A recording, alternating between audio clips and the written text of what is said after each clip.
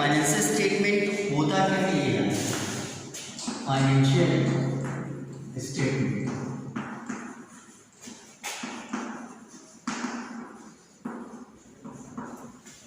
Right, company की जो last में मतलब वित्तीय वर्ष जिसको कहते हैं फाइनेंशियल ईयर, यानी फाइनेंशियल एफ जो कि 1 अप्रैल से स्टार्ट होता है एंड 31 मार्च को खत्म होता है।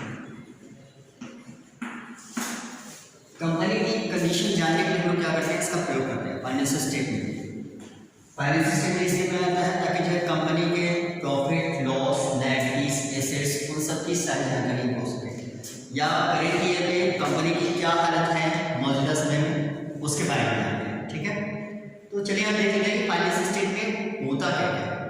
हम ये देखते हैं कि प्रॉफिट और लॉस ये हमें पता चलता है कि हमारे कंपनी कितने प्रॉफिट में जा रही है या कितने लॉस में जा रही है, तो फाइनेंशियल स्टेटमेंट जरूरी होता है। हमारे व्यवसाय में बिजनेस में सिचुएशन में कितना प्रॉफिट हुआ कितना लॉस हुआ ये सही जानकारी, कितनी एसेट्स है कितनी लायबिलिटी होती है देनी, एसेट्स क्या होती है संपत्तियाँ होती हैं, ये एसेट्स संपत्तियाँ होती हैं कि हमारे यहाँ पे कितनी संपत्तियाँ हैं कंपनी में और कितनी लायबिलिटीज है। लायबिलिटीज का मतलब होता है देना, कितना लोगों को देना है, ये सारी चीजें सीखनी है जिसको हम बोलते हैं दायरा। ये ये फाइनेंशियल स्टेटमेंट फाइनेंशियल ईयर में हम कंपनी के कंडीशंस को जानते हैं कि कंपनी अच्छे कंडीशन में है कि बुरे कंडीशन में, ये सारी जानकारी हम इससे जानते हैं। ठीक है, तो आज हम बात करते हैं फाइनेंशियल स्टेटमेंट की और फाइनेंशियल स्टेटमेंट में कौन कौन से टर्म्स और कौन कौन से स्टेटमेंट बनाए जाते हैं और कौन कौन से अकाउंट, वो सारी चीज़ें बनाएंगे। तो चलिए हम बात कर लेते हैं आगे फाइनेंशियल स्टेटमेंट में क्या क्या है ये देखिए। यहाँ पे सबसे पहले हमारा आता है ट्रेडिंग अकाउंट। ट्रेडिंग अकाउंट आता है। दूसरा हमारा आता है प्रॉफिट एंड लॉस अकाउंट। और बात करते हैं तीसरा जो कि आता है बैलेंस शीट।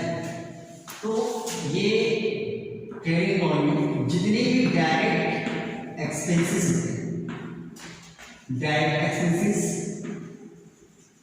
या फिर इनकम वो सब ट्रेडिंग अकाउंट। प्रॉफिट लॉस की बात करें इसमें हम इनडायरेक्ट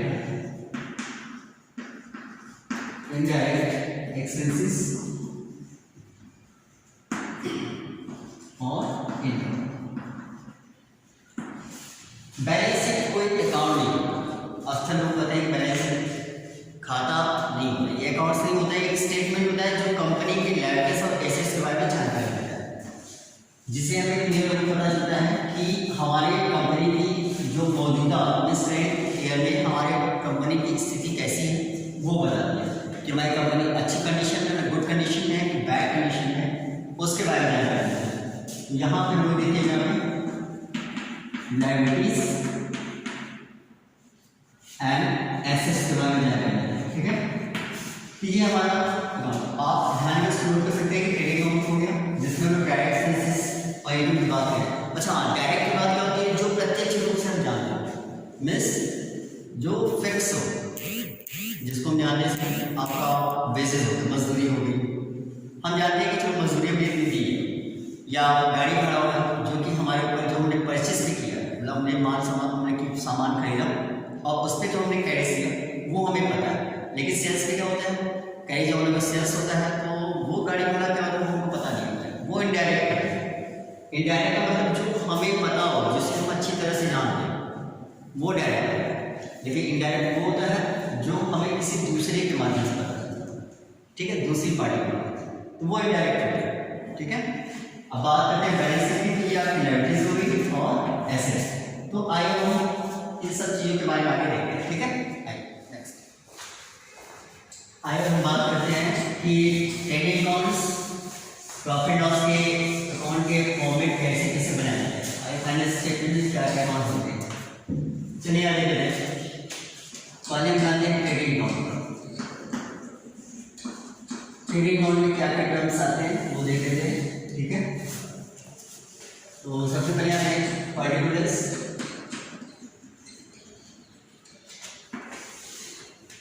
अमाउंट,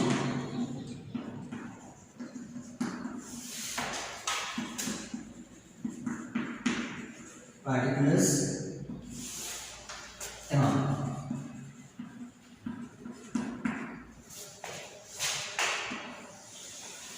चलिए आगे बढ़ते हैं। सबसे पहले मैं क्या कहते हैं to opening stock. Opening stock company का जो ओपनिंग स्टॉक होता है इसमें दिखाया है टू परचेज, परचेज का अमाउंट यहाँ दिखाया जाता है, ठीक है। बट अगर रिटर्न होता है तो हम परचेज रिटर्न को माइनस कर देते हैं।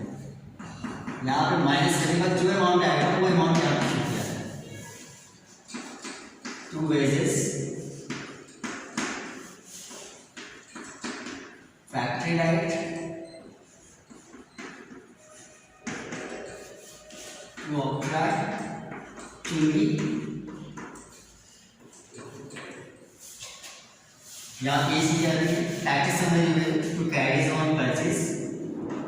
अभी हम यहाँ पे जिक्र किया था कि कैरीज ऑन परचेज अगर होता है तो हम यहाँ निकालें क्योंकि ये फिक्स होता है, ठीक है। ये सारी चीजें यहाँ पे निकालते हैं हम लोग,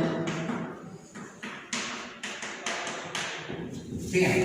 यहाँ पे हम आते हैं by sales account, by sales आते हैं, लेकिन अगर यहाँ पे भी अगर रिटर्न है तो रिटर्न को हम माइनस करें, ठीक है। फिर यहाँ पे आते हैं by closing stock. Opening stock उस तरह है तो क्लोजिंग स्टॉक इस तरह दिखाया है, ठीक है। हाँ, अगर बैलेंसिंग करते समय क्या होता है, अगर बैलेंसिंग फिगर इधर आता है, ठीक है, जहाँ पे बाय ग्रॉस लॉस आता है, ध्यान रखिएगा ये हमारा बैलेंसिंग फिगर होता है। बैलेंस करते समय अगर इधर का अमाउंट कम होता है हम उसको दिखाते हैं, ठीक है। और यहाँ पे अगर इधर होता है तो ग्रॉस प्रॉफिट है, ये बैलेंसिंग फिगर, ग्रॉस प्रॉफिट जो कि बैलेंसिंग फिगर है, ठीक है, बैलेंसिंग फिगर, ठीक है। ये सारी इसको आप नोट कर सकते हो कि वहाँ क्या क्या है, ओपनिंग स्टॉक, परचेज दिखाते हैं, परचेज में से रिटर्न को माइनस कर लेते हैं लोग, वेजेस जो मजदूरी है इसको भी हम क्या वेजेस को दिखाते हैं, फैक्ट्री से संबंधित जो भी चीज होती है, लाइट हो, यहाँ तक कि हम लोग कोल गैस जो भी होता है, चाहे कोल हो गैस हो एनीथिंग कुछ भी वो यहाँ पे दिखाया जाता है। ऑक्ट्राइट चीज दिखाई जाती है, कैरी ऑन परचेज दिखाया जाता है, ग्रॉस प्रॉफिट दिखाया जाता है। ग्रॉस प्रॉफिट का दिखाया जाता है जब इधर का बैलेंस कम होता है उसकी तुलना में कंपैरिजन। अब यहाँ बाय सेल्स ले लो, अगर रिटर्न है तो रिटर्न को माइनस करके तब दिखाते हैं, ठीक है। क्लोजिंग स्टॉक है वो दिखाते हैं, अगर यहाँ बैलेंसिंग कम होती है तो हम जो बैलेंसिंग फिगर यहाँ देखते हैं उसको ग्रॉस लॉस करते हैं, ठीक है। Yes clear. चलिए यहाँ पे देख लेते हैं profit and loss account, profit and loss account ये देखिए। तो चलिए यहाँ पे देखते हैं अगर लॉस होता है तो हम यहाँ देखते हैं लॉस लॉस यहाँ दिखा देते हैं, ठीक है, जो कि ट्रेडिंग अकाउंट का बैलेंसिंग फिगर होता है उसको हम ब्रॉड डाउन करते हैं, यहाँ पे इसको दिखाते हैं। इसके बाद इनडायरेक्ट सैलरी इनकम होती है, सैलरी किसी की फिक्स नहीं होती, किसी कम किसी की ज़्यादा, तो ये इनडायरेक्ट। कमीशन ले लो, कमीशन कभी ज़्यादा कभी कम, ये सब घटती बढ़ती रहती है यहाँ। और इसके बाद ले लिया हमें डिस्काउंट ले लो, डिस्काउंट ये भी आपकी घटती बढ़ती रहती है। टू रिपेयर मरम्मत किसी चीज़ की हो वो चीज़ें आती हैं यहाँ पे, ठीक है। डिप्रिसिएशन, अच्छा डिप्रिसिएशन क्या होता है हम आपको बता दें, जब किसी एसेट्स में हम काफ़ी दिन तक यूज़ करते रहते हैं तो हम 1% या कुछ हिसाब में 1% लेते हैं, कुछ ऐसा अमाउंट है जो मशीनरी के अमाउंट से हमें डिडक्ट करते हैं, कम करते हैं। तो धीरे धीरे क्या होता है उस मशीन की एक्चुअल कॉस्ट बढ़ जाती है, इसलिए जो है कंपनी क्या करती है तो मशीनों पे क्या करती है, मशीनों पे डिप्रिसिएशन करती है ताकि उसको जो है एक्चुअल कॉस्ट मशीन की पता चल सके। चलिए आगे देखेंगे, डिप्रिसिएशन हो गया, इसके बाद देखिएगा यहाँ पे डिप्रिसिएशन हो गया,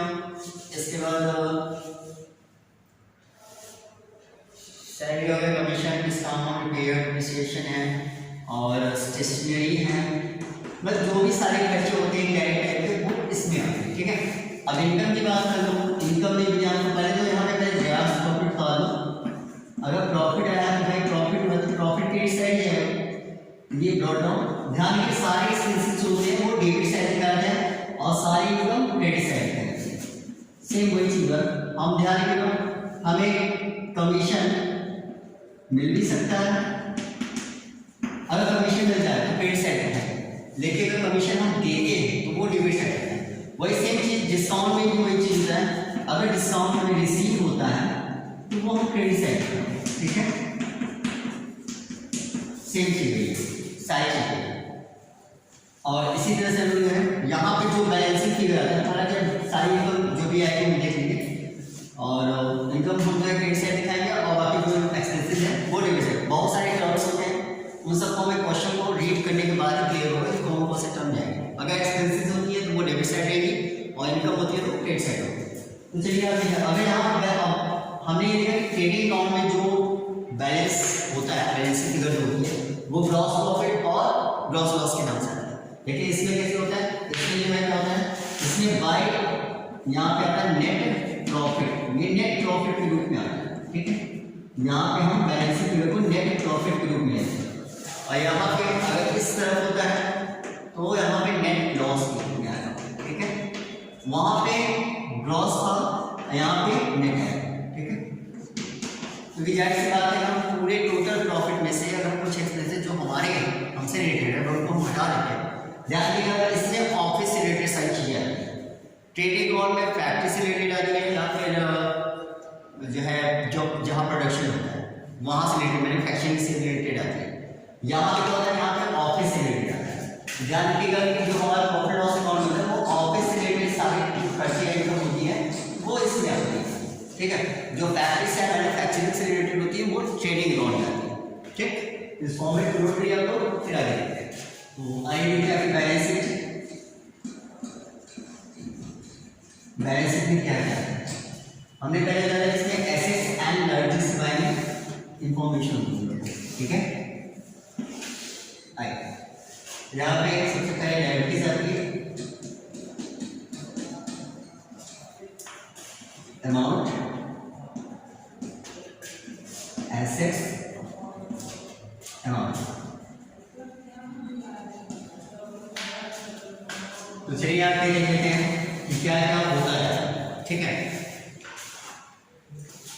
आइए आप देखते हैं। सबसे पहले हमारा आता है कैपिटल। कैपिटल होता है इसमें हमारा जो नेट प्रॉफिट आता है उसको हम प्लस करते हैं, ठीक है। नेट प्रॉफिट को हम प्लस करते हैं और एक चीज इसको आने के बाद क्या होता है, जो अमाउंट यहाँ आता है उसमें से हम ड्रॉइंग को माइनस कर, अगर ड्रॉइंग अगर आपने कुछ किया हुआ है तो वो ड्रॉइंग यहाँ से माइनस होके जो बैलेंस आता है वो यहाँ आता है, ठीक है। इसके बाद क्रेडिटर्स है, बिल्स पेबल है, बैंक ओवरड्राफ्ट है। ध्यान लायबिलिटीज का मतलब देना, ये सब चीजें हमको देनी होती है। यहाँ से बैंक ओवरड्राफ्ट के बाद आपका आता है लोन, अगर आपने लोन लिया है वो भी आप दिखाएंगे। इसके बाद अगर आपके आउटस्टैंडिंग कुछ बची कुछ अगर जो बाकी चीजें होती है एक्सपेंसेस वो दिखा दें आप आउटस्टैंडिंग, ठीक है। अब यहाँ पे सेम चीज यहाँ पे एसेट्स की बात कर लेते हैं हम। एसेट्स में क्या कहते हैं, जैसे फर्नीचर हो गया, एक कंपनी का एसेट्स है, बिल्डिंग हो गई, land and furniture, building, land, machinery,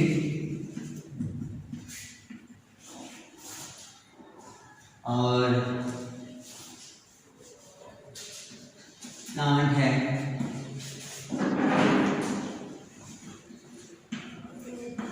ये एक्सपेंसेस है, ये सारी चीजें हैं। कैश है, कैश एट बैंक है, क्लोजिंग स्टॉक है, ये सारी चीजें इसमें आती है, ठीक है। तो ये सब चीजों को देख लीजिएगा आप लोग, इसको नोट कर लीजिएगा। इसके बाद हम लोग क्वेश्चन सॉल्व करेंगे कि ये सब कैसे